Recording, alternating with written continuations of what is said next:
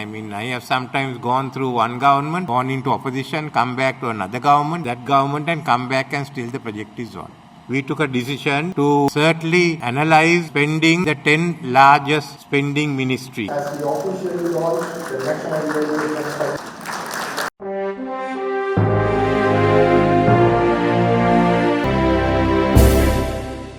In a significant development for Sri Lanka's governance and policy landscape, the long-pending National Policy on Evaluation has finally been set in motion, marking a pivotal moment in the country's mission for efficient governance.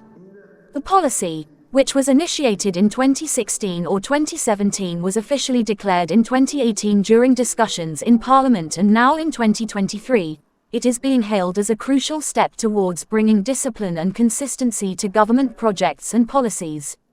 President Ranil Wickremesinghe, during his speech at the unveiling of the National Evaluation Policy Implementation Framework held at Temple Trees on Friday, underscored the crucial involvement of the Ministry of Finance and the Project Management Department in the policy's execution. The National Evaluation Policy Implementation Framework document was presented to President Ranil Wickremesinghe by the Secretary to the Ministry of Finance Mahinda Siriwardana.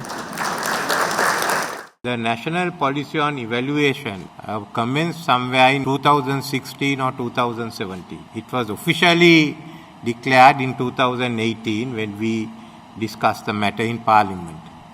So from 2016, now we have come to 2023. 7 years that has gone by itself shows the need for a national evaluation policy. This is the work that has gone in during this period is remarkable.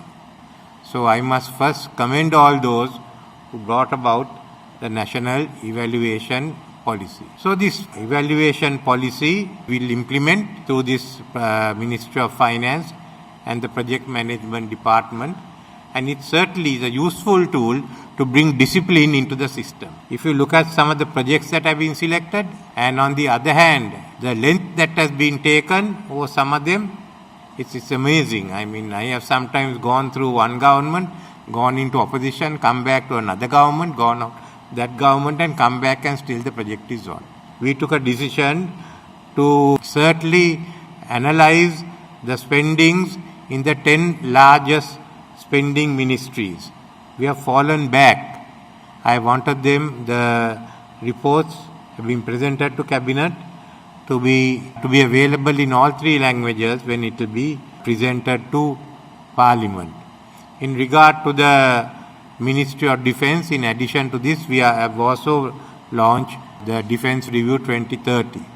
So we would know how we control the expenditure in those departments. What I must say here is that while we have done the national evaluation policy, what all our work has shown in the last year, the assessment, is actually one big void in our system.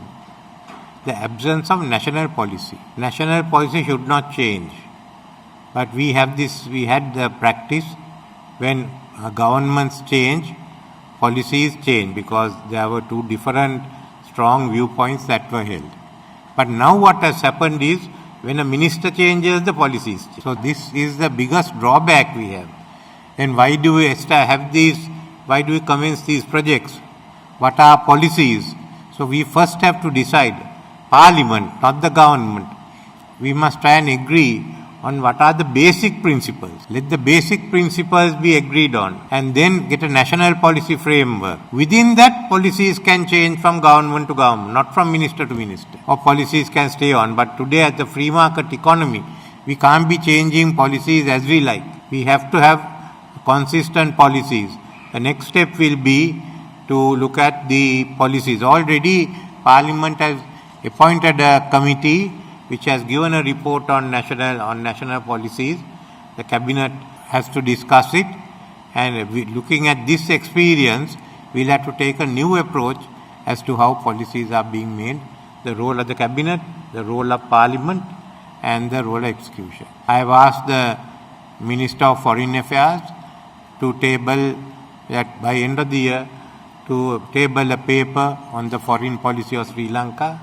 The Ministry of Defence will work next year on a long-term defense policy for Sri Lanka, and we are hoping that we'll also work with other ministries in producing the national policy framework. We will be studying the education system. We've got reports on the transport system, on the irrigation system.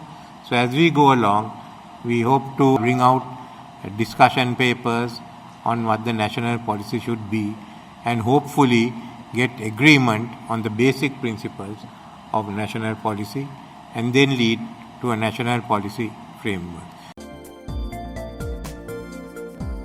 For more latest news, subscribe to FTTV.